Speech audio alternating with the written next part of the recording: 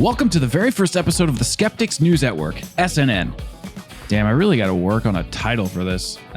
This is a show where we talk about gaming news and break the biggest stories going on around the world. And don't worry, you little sons of guns, we will talk about Call of Duty on here when it's appropriate, but we're also going to be talking about other things that exist in the world, like other video games, because I just learned that there are other games besides Call of Duty. I know that's crazy. Crazy talk. And right now, I'm just experimenting with this series, and we're going to see how things go with adding and removing segments inside of it. So please leave me your feedback down below. It's greatly appreciated. Remember, the show is for you. And one more thing, these episodes will be on Sundays, or I may do a podcast instead, depending on my feelings. You know, I just gotta follow my heart. Okay, so story number one. This actually does have to do with Call of Duty, specifically zombies. Pour one out for my homies. And unfortunately, it's a sad one. Takeo Masakio, the beloved character from Zombies, who is voiced by the ever-popular voice actor Tom Kane, is officially retiring from his career as a voice actor. Tom Kane has done a bunch of voice work over the years and has legitimately been entertaining us for decades, and we likely didn't even know it. You should go to Wikipedia and take a look at his catalog. It's so long, it's so insane, and that's super cool, and you got to commend that. Mr. Kane suffered a stroke, unfortunately, at the end of 2020 and has been recovering for the last year, but he has finally come out and stated that he is retiring as he lost functions that are going to impede him to do his job. That's obviously a huge bummer because this was his passion, and it's clear that he loved what he did. During the final send-off video for Zombies after Black Ops 4, Tom Kane was literally in tears saying goodbye to the crew and Takeo. It was so heartwarming and sad, and it was really just something to see. You should go on YouTube and check that out. I genuinely hate to see things like this happen to people, as it really shows everything can just change at a moment's notice. So make sure to be kind to yourself and give your loved ones a big hug. You know what? Why don't you go outside right now and find a random stranger in the middle of the street and give them a big hug too? Unless you're in Texas or like Florida or something, you may want to hold on that thought for a bit. All right, so I am sorry to start off on a sad note, but I thought it was important to acknowledge one of the greats of the Zombies community. This next story also has to do with COD Zombies, and you may get transported back all the way to the beginning of 2021, where you heard the leaks that Cold War was going to be full of remakes for the Zombies mode. And while that turned out to be not true at all, like seriously, it was so far from the truth, there was one leak that we couldn't get out of our teeny tiny little zombies brains, and that was the one line of code that said ZM_the Giant. This had led fans to scurry into their speculation machines and assume that Derice, or the Giant from World at War or BO3, was making a comeback in the Cold War DLC schedule in some way, shape, or form. Well, it turns out that this was simply just a bit of leftover code from the Black Ops 3 engine, and now we can exclude it from our minds as this is officially officialized by Call of Duty leakers. And it's pretty cool because now we, for certain, know nothing about this next map, and that's pretty badass. P.S. If you are interested in learning about the latest in the story, I really recommend checking out the latest audio log. It's called 62 Days, and it's actually a really sick performance by the actress who plays Samantha Maxis, Julie Nathanson, as it kind of teases what the Requiem director has up his sleeve. Moving on to our next story, has to do with Call of Duty again. I'm super sorry. I promise this is the last one. I know I said I wasn't going to do this, and you guessed it, it's about the Vanguard beta. It is out on PlayStation only, so I'm super sorry, ex-cucks. You can get smashed. But yeah, it's out all right, and I don't think I'm alone in saying this, but holy crap, this game is super bad. And part of me likes it or wants to like it. I don't know. It's a very confusing experience. The community overall, I would think, is definitely not happy with it. At least the parts of the community that I have seen. The regular critics like 8 Thoughts and Blame Truth, those guys aren't even making funny, angry rant videos. They're legit disappointed, and to me, that's a huge implication that they're not even going to play up their little YouTube characters. They're straight up just like, this is trash. You know, say what you want about Modern Warfare 2019. I personally didn't like that game very much, but it was at least put together well. It just wasn't my style. This game is actually a mess. The audio is god-awful. The maps are cluttered. They're both too big and too small at the same time. Spawns are a mess. The visuals are wacky. I just want to go on record here that normally I'm not upset about COD betas. I usually am pretty happy with them. I loved Black Ops 4's beta, Black Ops Cold War's beta, and I even enjoyed Modern Warfare 2019's beta. I mean, this one is just rough, and it's not the same experience that I think most of us had with with the alpha. I am really gonna have to wait until I play it on PC before I throw in the towel, and that's where I really hope I'll be able to fine-tune that experience to my playstyle and really sweat it out. So not all hope is lost, just a little bit of hope. I just hope,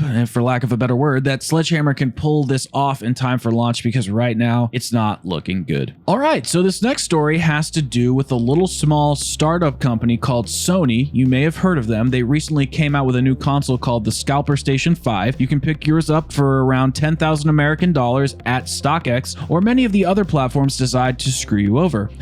Jokes aside, a new PlayStation showcase came out a few days ago, and needless to say, it was pretty sweet. A lot of new games were announced, and some we came to expect, others we didn't. I'm not going to go over every game in this show, but I would like to highlight a few that I think looked interesting. Maybe check them out, maybe not. It's a free country for now. The first game that caught my eye was called Project Eve by Shift Up Studios, or Shift Up Second Eve Studio. I'm not entirely sure what their name is. It's an action-adventure game that takes place in the not-too-distant future of the ruined Earth against unknown enemies, and what's really pulling me into this game is the art direction. I'm not totally into JRPGs, but this one looks like it's going to be pretty interesting. Definitely going to keep an eye out on that one. The next game that caught my attention was Tiny Tina's Wonderlands, and this has to do with the Borderland franchise. It's by Gearbox. It's going to be a looter shooter, just more Borderlands content. Doesn't look super amazing, but I kind of like these mindless looter shooters at times, and I really had a good time with Borderlands 3. I thought it was a simple story, just nice to go through, nothing crazy, nothing innovative, but it just was a fun world to immerse myself in. Definitely excited to see where they take this with the franchise. Hopefully it's more than just like a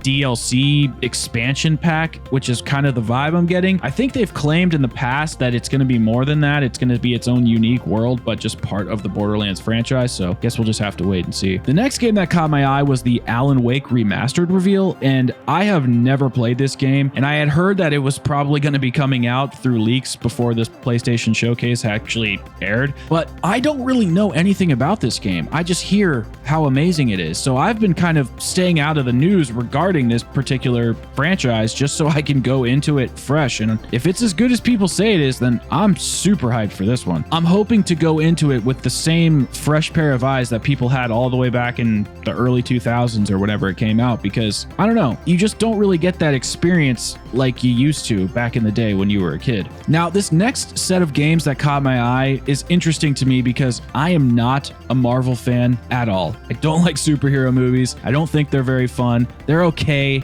You just put them on. It's like junk food for your mind. But I always liked Wolverine and Venom, and I think it's pretty cool that they're going to have their own games, or at least Venom will be part of Spider-Man 2 or however that's going to go down. So not overly hyped, but definitely piqued my interest. And then we had the showcase of God of War Ragnarok. Now, this game I am just so hyped for. I loved the first one so much. It was the first game I've ever platinumed on a PlayStation ever in the history of just my life. So I cannot wait to see where this world expands to. I love the winter themes. I love the characters they're bringing in, the graphics, the world building, all of it just looks so good, and I couldn't be more hyped. The last two games I was interested in were Far Cry 6, which is going to be more Far Cry, just blowing up crap, and then Deathloop. And make sure to check back on the channel to watch the stream for those, and hopefully I'm going to review them because they look interesting, especially Deathloop. It looks super weird, and I can't decide if I should get these on PS5 or PC, and just my life is a mess, man. These first world problems are getting to me, dude.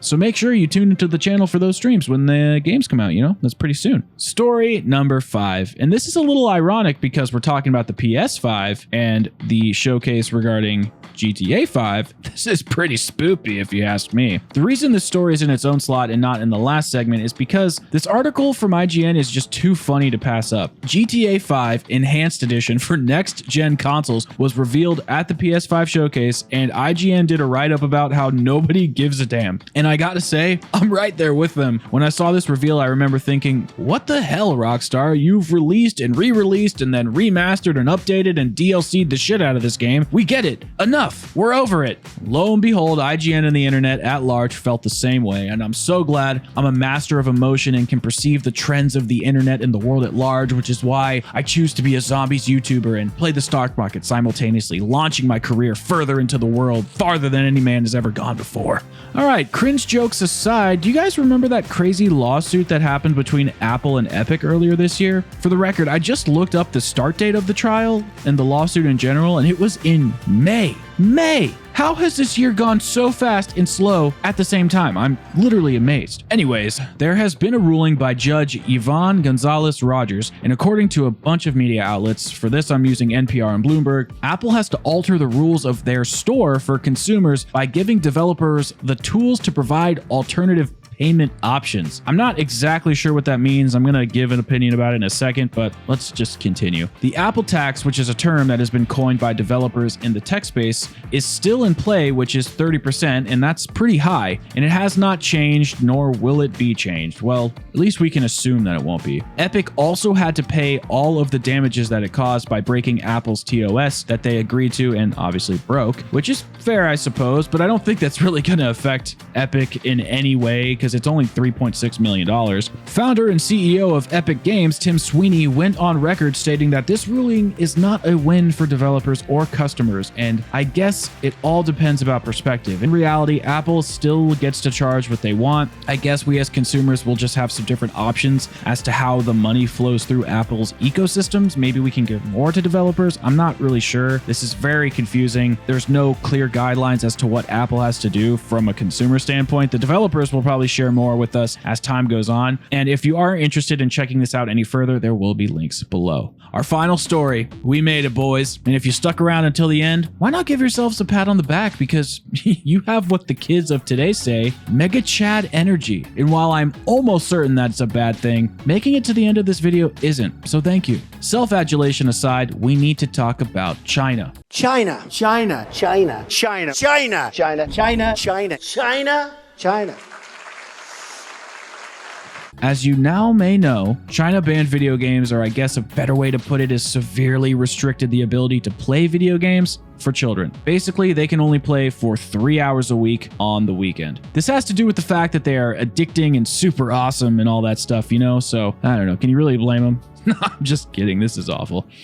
Actually, my first thought before I even thought about, personal liberties and freedom and all that stuff was, what about Tencent? And if you're unaware, Tencent is a Chinese-based company that pretty much owns everything, and they are heavily involved in the gaming space and even involved with Call of Duty, specifically COD Mobile. And I couldn't help but appreciate the irony of Tencent developing games for the world as well as their own country, and then restricting playtime of said games. And while this is a restriction on children and not adults, it still felt strange. And well, my prayers have been answered by the gods at CNN Business, because they put out an article just for me. And the article says, "Dear Alex, China tells Tencent and NetEase to focus less on profit as gaming crackdown expands." Wow, an article just for me? Let's keep going. Chinese regulators have summoned companies to demand that they play down their profits and further clamp down on how minors can play video games just days after children in the country were banned from gaming access during the week. During the meeting, companies were urged to break from the solitary focus of pursuing profit or attracting players and fans, according to the report. They were also told to modify any rules or design elements of games that could be seen as inducing addictions. Companies failing to follow the requirements will be stringently punished, the state news agency reported. Authorities said last week that the new restrictions were put in place to help prevent young people from being addicted to video games. They reminded companies of this mandate on Wednesday, saying that the game providers should fully and faithfully impose the limit for minors. Online game companies and platforms should strengthen political positions and shoulder responsibilities, Xinhua wrote. It said that authorities and instructed companies to crack down on content that promoted wrong values or unhealthy culture, such as obscenity, violence, and money worship. Live stream gaming platforms were also told to step up supervision,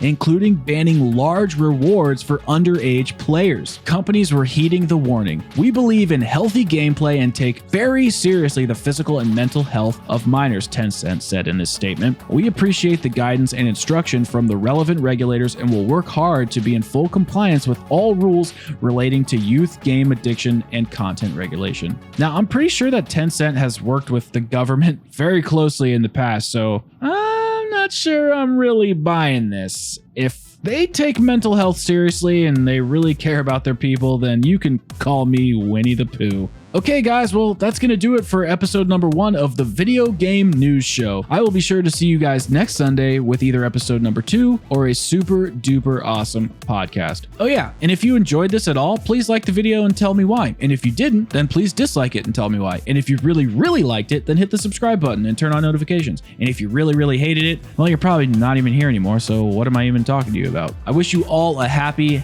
week, and I will see you guys in another video. Peace.